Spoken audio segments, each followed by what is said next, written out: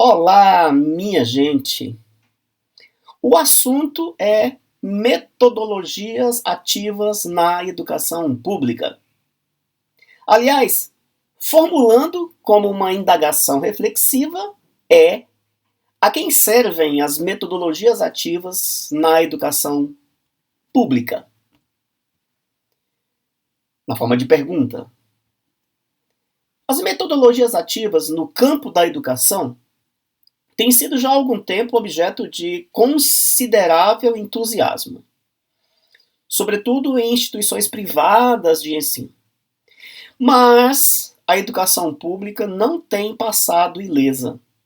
Aliás, né, minha gente, a educação pública não tem sossego. Se no campo da lógica de mercado da educação privada, talvez ela tenha lá suas razões de ser, no da educação pública, cujas finalidades são enormemente distintas, são incongruentes e contestáveis. Ainda assim, até a Escola de Formação Continuada de Professores para a Educação Básica de Rede Pública tem defendido esta prática como se fora um fetiche. E é um fetiche.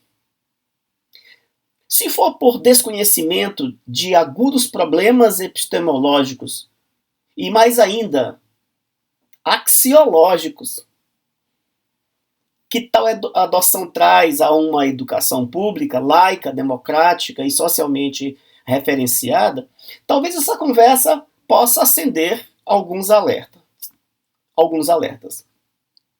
Se for por uma concepção de escola que atenda os objetivos das classes hegemônicas e do neoliberalismo, mas que aceitem este convite para uma reflexão madura e sadia, então, estes e estas são bem-vindos e bem-vindas. Então, neste programa, me servirei do artigo Crítica às Metodologias Ativas na Educação, do José Carlos Libânio, articulando com reflexões minhas, que vêm me acompanhando há bastante tempo, e finalizo com um alerta muitíssimo importante do nosso querido Newton Duarte. O Libânio nos lembra que as denominadas metodologias ativas incluem abordagens conhecidas há muito tempo, como a do trabalho em grupo, do ensino individualizado, da aprendizagem baseada em problemas, da aprendizagem por projetos, contratos didáticos, portfólios, comunidades de aprendizagem, mas são também fortemente identificadas com o uso de tecnologias digitais, como o ensino híbrido, a sala de aula invertida, a gamificação e assim por diante. Elas são anunciadas como um meio de assegurar que os estudantes sejam ativos no processo de aprendizagem dos conteúdos, de modo que se tornem responsáveis pela assimilação dos conhecimentos, cabendo aos professores mais um papel de tutoria, isto é, de acompanhamento do trabalho individual dos estudantes.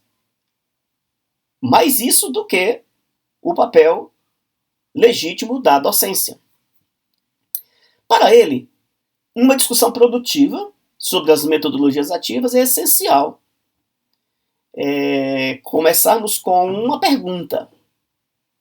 E foi essa pergunta que eu trouxe como a provocação dessa nossa conversa. A que fins? A quem servem as metodologias ativas?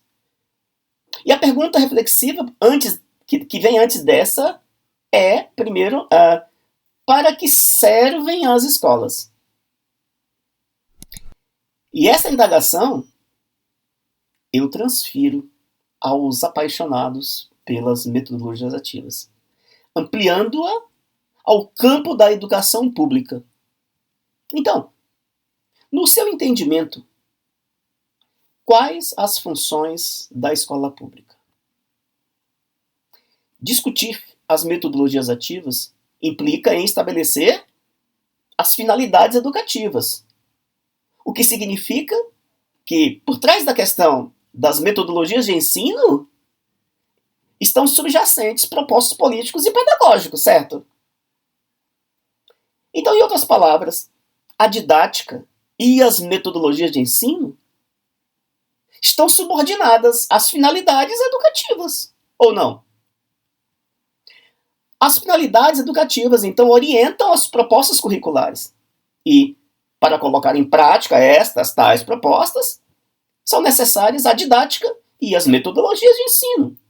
Perfeito? É um movimento dialético, recursivo. Aliás, há um programa aqui no meu canal que eu chamei de Neoliberalismo Escolar. Excelência ou Educação Pública de Qualidade Social, na forma de pergunta. Cujo link está nas descrições desse vídeo e também vai aqui no canto superior direito, nas descrições desse vídeo e no canto superior direito.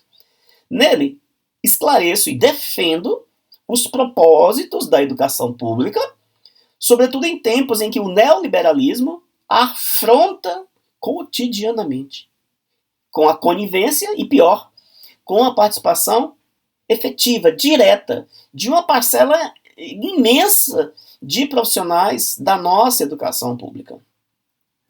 Este vídeo pode nos ajudar à compreensão da absoluta incongruência dessa escola com as metodologias ativas.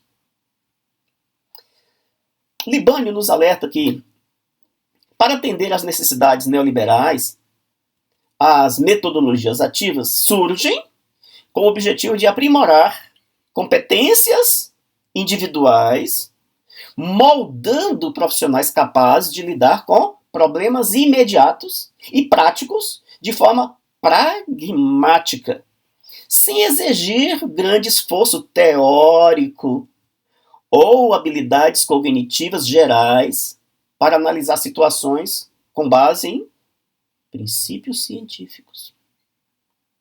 Além disso, o sistema produtivo capitalista demanda dos trabalhadores não apenas conhecimento técnico, mas também uma qualificação em atributos subjetivos. Então, a noção de competência é um exemplo claro desta abordagem. Na perspectiva neoliberal, as metodologias ativas desempenham um papel importantíssimo naquilo que é considerado como inovação na formação humana e profissional. E qual seria? O desenvolvimento das capacidades individuais do sujeito para um desempenho satisfatório no trabalho, mobilizando recursos cognitivos e socioafetivos, além dos conhecimentos específicos relacionados àquela tarefa.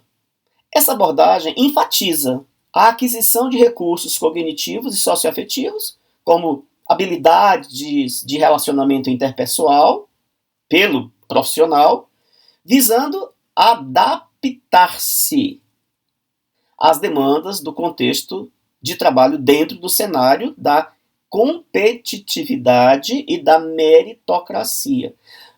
Aliás, há um outro vídeo, vou colocar aqui também nas descrições, que eu gravei um programa sobre meritocracia.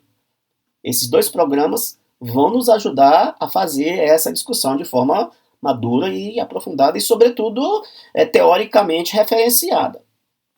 Então, em suma, desenvolver competências significa preparar o indivíduo para se adaptar. Adaptação é bem a cara do neoliberalismo. E interagir diante dos desafios da realidade. O que implica o aprimoramento de características internas e habilidades, de novo, individuais. Nesse contexto, é crucial que as instituições de formação, incluindo aí as instituições escolares, invistam e inovem em mecanismos, de novo, adaptativos para o sujeito em seu ambiente. Confrontar esse cenário, nem pensar. A proposta é inversa, a adaptação a este cenário. Ou seja, foge aqui toda essa perspectiva do materialismo histórico dialético, do sujeito ativo, que atua na sua própria história transformando-a, e essa transformada volta para ele e o transforma. Bem, então, mecanismos adaptativos para o sujeito em seu ambiente, abordando tanto os aspectos cognitivos para a empregabilidade, quanto os socioafetivos para o aprimoramento das relações pessoais. O professor José Carlos Libânio conclui que, na perspectiva neoliberal, as metodologias ativas se destacam por seu caráter predominantemente instrumental, tecnológico e técnico, frequentemente desprovidos de contextualização, obviamente. Além disso, sob a ótica da racionalidade instrumental, os métodos e procedimentos de ensino são percebidos como neutros e autônomos.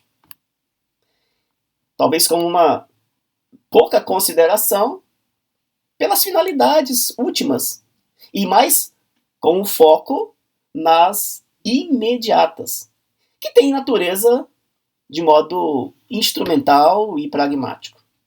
Bem, apesar da evidente exaltação das virtudes das metodologias ativas, sobretudo por parte das instituições privadas, que operam, logicamente, dentro da lógica mercantil, essas mesmas instituições, vejam, mantêm em seus currículos, mantêm, na verdade, nos seus cursos, nos seus vários cursos, currículos instrumentalizados, salas superlotadas, disciplinas oferecidas à distância e uma precarização do trabalho docente.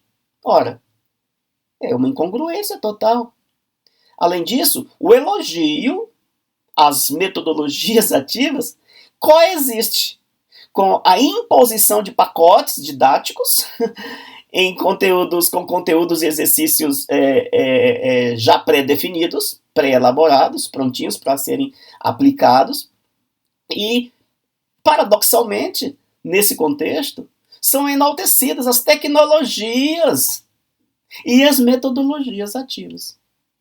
O ensino, centrado no uso de tecnologia e na aplicação de metodologias ativas, ao contrário do que se propaga, enfraquece a interação entre professores e estudantes, assim como entre os próprios estudantes. A metodologia imposta prevalece sobre o trabalho docente, desqualificando o professor, a professora, uma vez que a sua atuação é subordinada ao protagonismo do estudante, já que o conteúdo e as responsabilidades do professor são transferidos para os estudantes. O Vygotsky já discutiu essa questão quando fala do protagonismo. E em termos de uma teoria como a teoria histórico-cultural, nós falamos do triplo protagonismo: estudante, professores e a cultura. Pronto, está aí. Então não é infundado afirmar que a introdução das metodologias ativas como um dispositivo acadêmico é uma estratégia das instituições privadas de ensino, se não outra, para economizar investimentos, ao mesmo tempo em que retiram sua responsabilidade pelo fornecimento de um ensino de qualidade. Mesmo nas instituições privadas, um ensino de qualidade. Se levarmos a discussão para a educação pública, desprovida, obviamente, já que tem uma perspectiva extremamente neoliberal, desprovidos de uma educação de qualidade socialmente referenciada. Dessa forma, elas acabam por atribuir, as metodologias ativas, de atribuir aos estudantes e aos professores a culpa pelo insucesso no processo educacional, eximindo-se totalmente dessa responsabilidade. Ou seja, mesmo no campo empresarial, esta concepção é problemática. Para fazermos um contraponto no campo da teoria histórico-cultural, a perspectiva de ensino desenvolvimental concebida por Davidoff reconhece a educação como um processo voltado para o desenvolvimento das capacidades humanas, com ênfase na formação das capacidades do pensamento. Nesse contexto, a escola desempenha um papel fundamental ao proporcionar a apropriação do conhecimento acumulado ao longo da história humana. Não apenas como memorização, mas como apropriação mesmo, torna próprio aquilo que lhe era alheio. De formas mais gerais, do pensamento em relação ao conhecimento científico. O que é dominado de quê? De conhecimento teórico, minha gente. O desenvolvimento do pensamento teórico ocorre por meio de processos específicos de abstração, de generalização das funções culturais, através dos quais os conceitos são formados, representando o caminho para dominarmos ou nos apropriarmos dos fundamentos da ciência e da cultura. Essa é a principal finalidade educacional da escola. Ensinar os estudantes a pensar de forma teórica, possibilitando-lhe compreender os objetos do conhecimento desde a sua origem e as suas múltiplas relações, o que promove a criticidade e autonomia em relação ao conhecimento. Segundo o próprio Davidoff, é imprescindível colocar o estudante numa atividade prática e intelectual, e não apenas operacional, como propõem as metodologias ativas. As metodologias ativas não são soluções para as dificuldades enfrentadas por professores e professoras diante do impacto das tecnologias digitais nas formas de aprendizagem dos estudantes. Ou na formação profissional, como muitas vezes é propagado por esta pedagogia de inspiração neoliberal. Além disso, essas metodologias não têm ossatura, não têm substância suficiente para estabelecer um paradigma pedagógico qualquer que seja. O movimento em torno delas deve ser compreendido, no máximo, como uma alternativa didática, sem necessariamente ter um caráter inovador. De fato, nenhuma abordagem pedagógica pode prescindir do uso adequado de ferramentas de ensino. Claro, incluindo diferentes metodologias. Não tem nenhum problema. No entanto, a escolha dessas metodologias está subordinada às finalidades educativas, às certas finalidades educativas que são determinadas por escolhas, minha gente, político-ideológicas e pedagógicas. Se o currículo da sua instituição tem inclinação às pedagogias contra-hegemônicas, a incongruência já começa aí. Portanto, os defensores do neoliberalismo escolar utilizarão as metodologias ativas de acordo com seus próprios fundamentos políticos e ideológicos. Enquanto os defensores da pedagogia crítica buscarão caminhos coerentes. O Libânio acrescenta que as metodologias ativas, fortemente associadas às pedagogias das competências, são frequentemente recomendadas por representarem uma abordagem eficaz para lidar com situações de ensino e aprendizagem no nível prático, prático, pragmático, operacional. No entanto, essas metodologias tendem a restringir o ensino a fornecer aos alunos ferramentas para resolver problemas imediatos e práticos, minimizando o papel do conhecimento científico e, consequentemente, limitando o desenvolvimento dos processos cognitivos e metacognitivos. A ênfase no fazer, a ênfase no aprender fazendo, no aprender a aprender típicos da escola nova, pode resultar em uma subordinação dos conceitos à aquisição de competências operacionais, de novo, oferecendo pouquíssima contribuição para o desenvolvimento da reflexão e da autonomia intelectual dos estudantes. Então, é oportuno lembrar que a escola nova, cujas raízes são piagetianas, e o foco está no aprender a aprender, retira da escola a tarefa de produção do conhecimento objetivo e desloca o processo de ensino-aprendizagem para os métodos. Então, é claro, sistemas de ensino que adotam perspectivas críticas simplesmente não podem aderir a concepções utilitárias, instrumentais e relativistas em relação ao conhecimento, como as metodologias ativas, atualmente predominantes nos meios empresariais. É claro que é importante envolver os estudantes em atividades, considerar suas características individuais de aprendizagem, promover a produção de sentidos para as aprendizagens e aproximar o processo de ensino-aprendizagem às mudanças sociais, culturais e tecnológicas. Ninguém está discutindo isso. Todavia, o objetivo primordial do ensino é fomentar o desenvolvimento das capacidades humanas, sendo que o meio essencial para tal desenvolvimento, especialmente no contexto escolar, é a formação da capacidade de pensar. Em outras palavras, trata-se da formação do pensamento teórico, conceitual dos estudantes, o que vai além do conhecimento adquirido na experiência cotidiana, auxiliando os estudantes a se tornarem sujeitos pensantes, sujeitos críticos. As autodenominadas metodologias ativas, como já foi dito, fortalecem o princípio escolar novista do aprender a aprender. E sobre isso, o nosso querido Newton Duarte nos diz, nesta obra, Vygotsky e o Aprender a Aprender, cujo subtítulo é Crítica às apropriações neoliberais e pós-modernas da teoria vygotskiana, que foi publicada pela Autores Associados em 2001, para o Newton.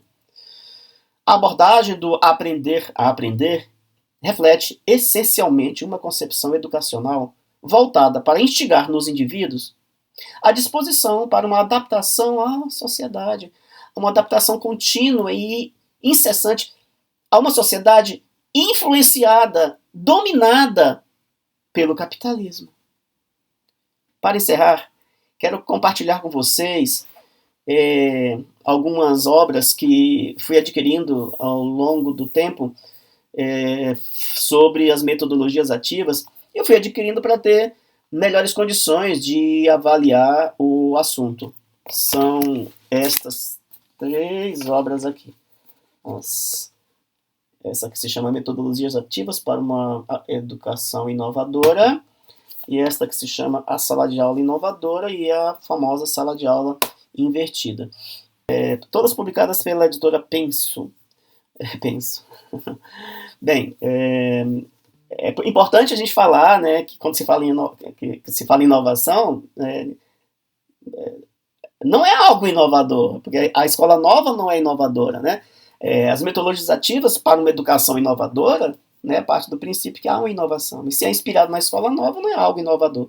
Já que a escola nova, sabemos que aterrorizou.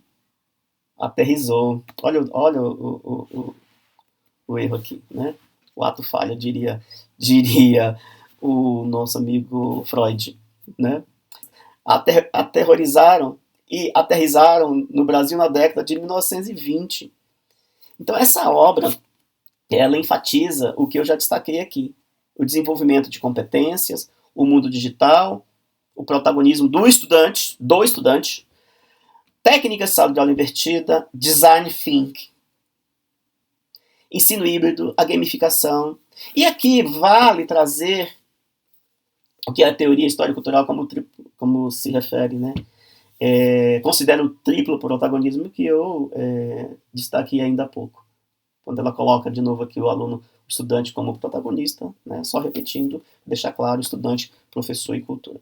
E aqui, nas referências, minha gente, nas referências bibliográficas, essa obra consegue fazer colocar todos os autores num balaio teórico inconciliável aqui. Então, aqui cabe Paulo Freire. Paulo Freire está do lado de Ausubel. Os dois estão abraçados, agarradinhos com Davidov, Leontiev, Lurin, Vygotsky e ainda tomando café com o Vallon. Na maior prosa, com Antônio Novoa, com a Carta dos Princípios da OCDE, sobre a mesa, Organização para a Cooperação e Desenvolvimento Econômico, e lá estão fazendo um cafuné no Perrenu, de cochichos com Zabalza, César Cole e Dewey, e claro, Piaget não poderia faltar. Até Roland Barthes e Jerome Brunner estão nessa festa. É a festa mais ativa que eu já imaginei. Na sala de aula inovadora, da mesma forma, se foca nas mesmas temáticas, e eu achei o máximo o destaque aqui na contracapa, apontando como grande vantagem, tá aqui, esta obra tem como grande vantagem uma aplicação imediata, instantânea. Uau! Da mesma forma, reúne teóricos incompatíveis. O terceiro, ainda nessa seara, tá, traz, como a sala de aula invertida, tá? Mas esse aqui é o mais impactante de todos, porque tremei, a obra não tem referências. Referências? Não foi preciso. Então, minha gente, eu pergunto, como é que fica? Você considera mesmo que as metodologias ativas contribuem para o fortalecimento de uma escola voltada à inclusão social? A igualdade de direitos? A justiça social? A democracia? E, sobretudo, a superação do status quo vigente? Acredita mesmo? E se você atua em uma escola pública, e se ela tem flertado com as metodologias ativas, considere a possibilidade de levar essa conversa às suas coordenações pedagógicas. E eu peço ainda que compartilhe com seus colegas profissionais da educação, que curtam, que se inscreva no canal, se ainda não é inscrito, e receba o meu abraço e sigamos mais do que nunca esperançando. E se puder, conheça minhas obras e as minhas palestras no meu website simãodemiranda.com.br e dá uma passadinha lá no meu perfil do Instagram, Simão de Miranda. Um grande abraço.